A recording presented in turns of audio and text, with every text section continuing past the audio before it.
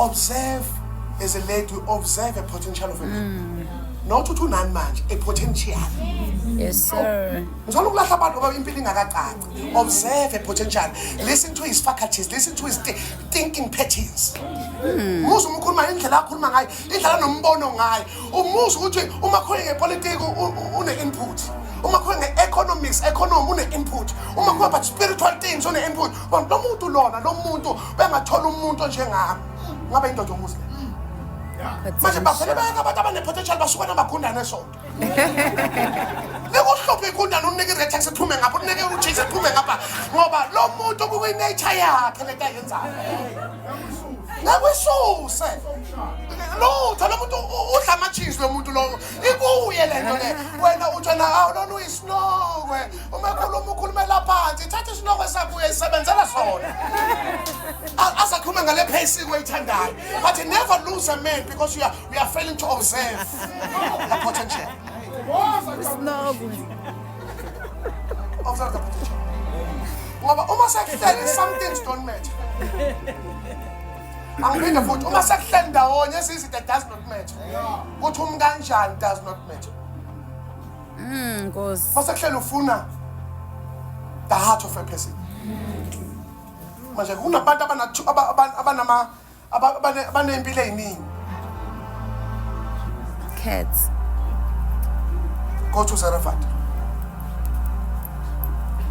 I'm saying this to you. This is the season of the unknown. Ngibona usizo lakho livele endaweni ongayilindele. Awuneke kodwa? Amen. Usizo lakho livela kuphi? Webazalwane, some people are deployed by the enemy to delay you. Lokhu ngathi bazokusiza. Ngathi bazokusiza. Yabona manje usho kalindele phela athula thinya. Ngoba wena lokuthi hayi uma uNkulunkulu esefuna ukukusiza uzokuthumela eZarephath lapho ungazi khona umuntu. The season of the unknown. Ngiyaphinda futhi usizo lakho uzolivela endaweni ongayilindele. Usizo lakho uzovela ebantwini ongabalindele.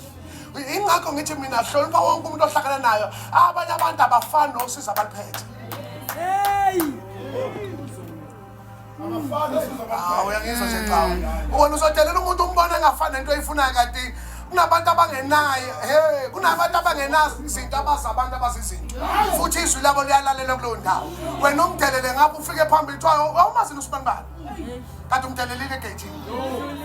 Ya, mina ngiyakutshela kunabantu ohleli nabo manje banezinto ongayicabanga nazo. Kunomuntu la unenhlo ongayicabanga wena. Ya, kunomuntu la njengoba ushoda ngendawo yokuhlala unenhlo engahlali umuntu. Ufuna umuntu ongahlala ayigade kodwa nomphakamele la enkonzweni ngoba umbone eyithobile.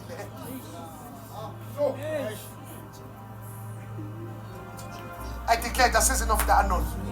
Unknown place, unknown people, and unknown results. Let us find ama results amakhulu nowazi kodwa undermine abantu ngeke wathola ama results. Ama results ahleli kubani.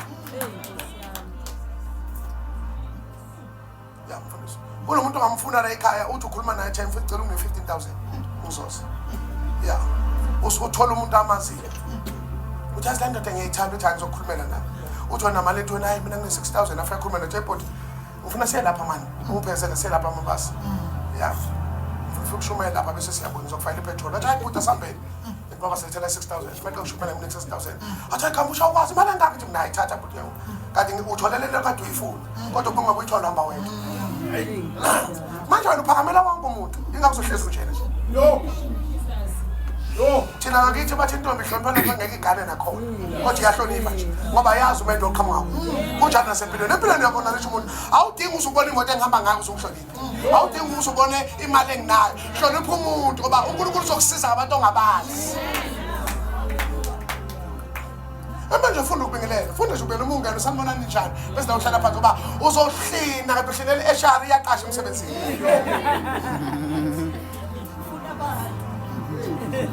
Ya uzothapha town njani ungithanda umoya wakho njani uthi ngiyaphila town nkosami ubani uchaza usebenza manje ngisebenza indlela kathi ayithula ke thula ngiphi number yakho done ikhona season of the Lord ngiyaphinda futhi uNkulunkulu uzokusiza endaweni ongazazi endaweni abantu ongabazi for ama result ongabazi